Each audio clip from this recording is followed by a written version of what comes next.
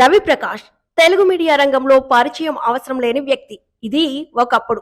తనని టీవీ9 సంస్థ నుండి తొలగించాక రవి ప్రకాష్ గురించి పెద్దగా ఎక్కడా కనబడలేదు, వినబడలేదు. కానీ ఇప్పుడు ఏదో ఒక విధంగా మీడియాలో కనబడాలని ఆరాట పడుతున్నట్టున్నాడు. అందుకు టీవీ9 ఆఫీస్ నే ఎంచుకున్నాడు.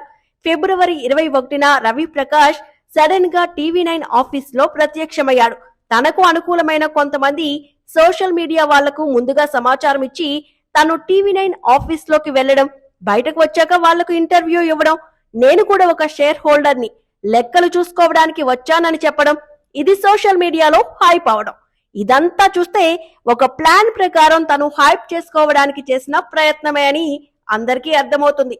ఇదిలా ఉండగా టీవీ9 యాజమాన్యం ఈ విషయానికి స్పందించి తన అఫీషియల్ ట్విట్టర్ ఖాతా ద్వారా ఒక ప్రకటన విడుదల చేసింది.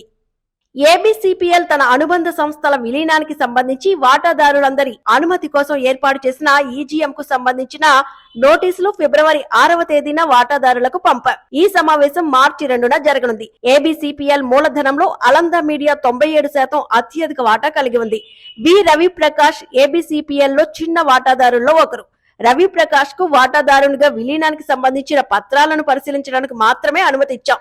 ఈజీఎం అనేది ఏబీసీపీఎల్ అకౌంట్స్ పరిశీలన కోసం కాదు, కాబట్టి ఇక్కడ ఎలాంటి అకౌంట్ల తనిఖీ చేయడానికి అవకాశం లేదు.